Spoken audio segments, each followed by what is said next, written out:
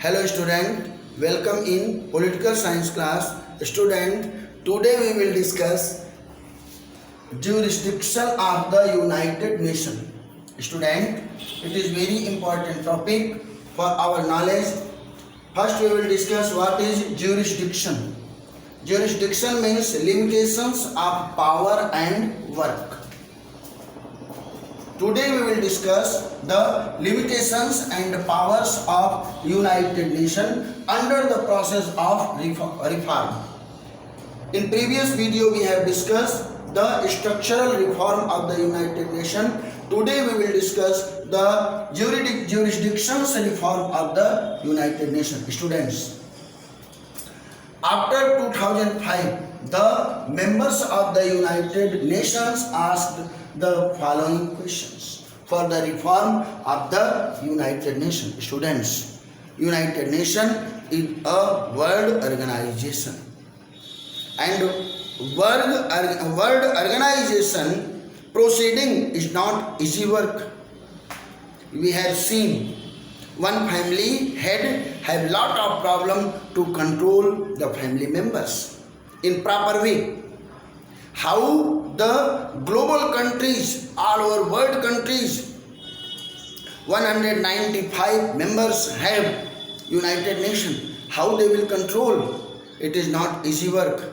And to provide every country's states satisfaction is not common work. So the reform is necessary in this world organization. Under the jurisdiction reform, the members of the United Nations had raised some question about the reform of the jurisdiction after 2005. And they had pointed this point. Point number first, creation of a peace building commission. How peace will maintain all over world. For this purpose, United Nations should make a peace building commission, and that commission will provide the platform for the negotiation among the countries where is not peace between the government and people, between the ruler and people, between the workers of the industries and employees of the government. Provide a big platform where they can negotiate, because negotiation is the best model to recover the peace. For this commission had started under the jurisdiction of the United Nations to provide good platform for the discussion among the various structures of the government. Student, we have knowledge, after the 1950 world, maximum countries, up to 90% countries got independence from the colonialism and monarchy government. And these countries had not practice of the democracy. So the establishment of democracy was another challenge in front of the United Nations. How we can treat the all peoples and the rulers toward the best democracy establishment of the world government. So it was also a big challenge. Point number 8, acceptance of the responsibilities of the international communities in the case of the failures of the national governments to protect the citizens. It is big and remarkable reform of the jurisdiction of the United Nations. If national government are ruled by the people goals, the nations, if they are failed, how international community can protect the citizens?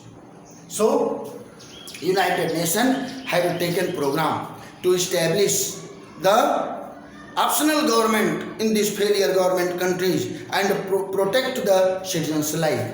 We have good example, Iraq, Afghanistan, and today United Nations is working very hard work in Syria, Congo, Sudan. These countries had the national government failed, and the United Nations militaries, joint military under leadership of the America and etc. are working to protect the human life and the properties. It is another reform.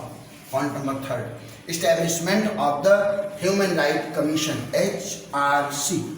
Human Rights Council since 19th June 2006. Under the Charter of United Nations, those are the member of the United Nations must to establish Human Rights Council, Commission, and they will protect the people's human right.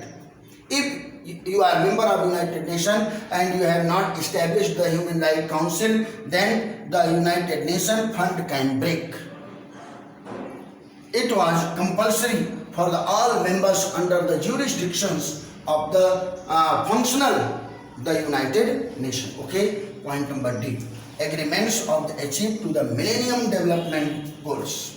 It is another very important decision of reform of the jurisdiction of the United Nations. We are working not for 1 year, 2 year, 10 year, 100 year. We are working for the millennium year to protect the people's dignity, freedom, etc. to establish the peace and provide the best government where people can achieve without fear and favor the goals.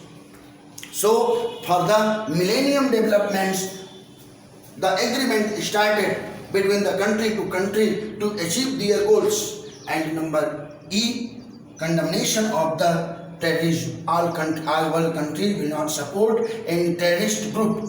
They will condemn always and they will stand very strongly in front of the terrorists for the protection of the nation and peoples. And the next, democracy fund.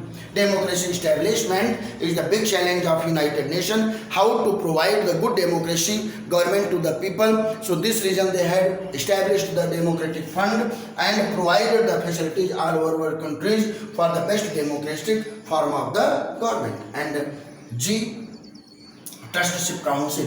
Trustship is very compulsory and important for the United Nations, because without trust United Nations cannot work. If United Nations is working, it is the result of the trust. Student, we have discussed the jurisdiction of the United Nations. I have said jurisdiction means limitations of the powers and functions of the work.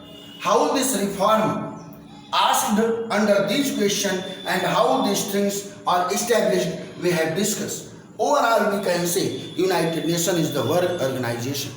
And this world organization working for all, and you have responsibility to follow the proper guidelines of United Nations, and then humans country, then countries can develop their goals and provide the best facilities of the peoples. Okay students, thank you.